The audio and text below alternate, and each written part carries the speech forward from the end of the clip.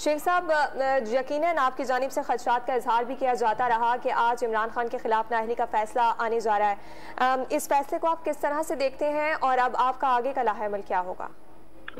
अगर आप मुझसे सियासी तौर पर पूछें तो ये फैसला इमरान खान के हक में गया है। अब जो ये ख्वाब देखे बैठे थे कि नवाज शरीफ और इमरान खान का केस एक ही सतह पे आ जाए, वैसा नहीं हो सकेगा और ये सुप्रीम कोर्ट में पहली पेशी पे उठ जाएगा और इनकी ख्वाहिशें दम तोड़ गई हैं। आर्मी चीफ ने रिटायरमेंट का ऐलान कर दिया और नए आर्मी चीफ भी पीपल्स पार्टी और नून लीग की ख्वाहिशों पे नहीं, मेरिट पे आएगा और मुल्क इलेक्शन की तरफ बढ़ेगा।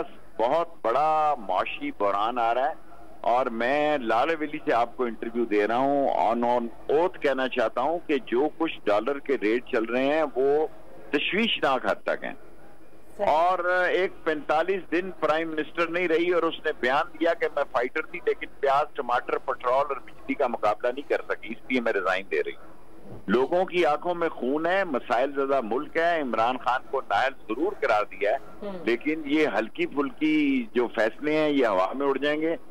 आज पीडीएम के इजलास में देखें, ये कहेंगे कि लाडले का सलूक हुआ है और ये हुआ है और फलां हुआ है। शेख साहब, एक चीज बताइएगा, अभी जो आपने कहा कि जो पीटीएम की हुकूमत है उन पर जो है उनकी उम्मीदों पर ओस गिर गई है क्योंकि चीफ ऑफ आर्मी स्टाफ की जानिब से ये कह दिया गया है कि कोई एक्सटेंशन नहीं होगी, तो इमरान खान साहब की उम्मीदों पर आप समझते हैं कोई ओस नहीं गिरी? क्योंकि वो तो ये चाहते थे कि इलेक्शन की तारीख के साथ साथ जो मौजूदा आर्मी चीफ है वो नए इंतखाबात तक कंटिन्यू करें और जो नई हुकूमत बने वो आकर नए आर्मी चीफ की तैनाती करे। वो इमरान खान की एक राय जरूर थी कि ऐसा भी हो सकता है और उस राय में नून तकसीम थी, आसफ जरदारी तकसीम थे और हर एक ने अपने अपने कैंडिडेट के नाम मार्केट में फेंके हुए थे। सो ऐसे आलम में वो एक सजेशन थी कि इलेक्शन की तारीख का अगर ऐलान हो जाए तो पीपल्स पार्टी और नून की तरफ से ये बात ना हो।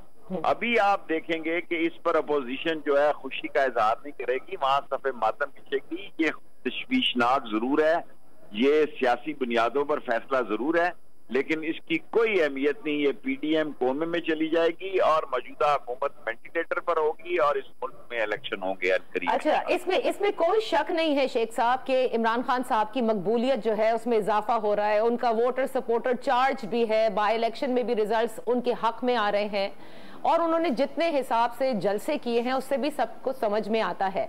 अब लॉन्ग मार्च की जो कॉल है जो इमरान खान साहब एक तरह से कह चुके हैं कि इस महीने से वो ज्यादा एक्सटेंड नहीं कर सकते, आज के फैसले के बाद क्या ये लॉन्ग मार्च की अनाउंसमेंट आप देख रहे हैं और जल्द अज जल्द देख रहे हैं? क्योंकि एक मैसेज लगता है कि इमरान खान साहब को भी आज के फैसले से दिया गया है।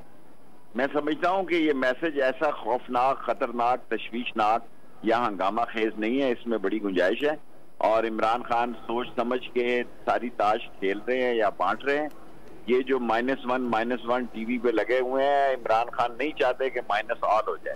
तो अगर कोई दरमियानी रास्ता निकल रहा है तो उसका वो इंतजार करेंगे, वरना वो कॉल जरूर देंगे। इसी महीने आप देखेंगे लॉन्ग मार्च। नादिया, एक सवाल मेरी जानिब से। जी शिराजी साहब, मेरी ख्वाहिश तो यही है कि इसी में शेख रशीद जलसे शेख साहब इफ्तिखार शिराजी अर्ज कर रहा हूँ, शेख भी कह रहा हूँ, हर जगह कह रहा हूं, अब या कभी नहीं, आर करो या पार करो, हमें ट्रक की बत्ती के पीछे मत लगाओ।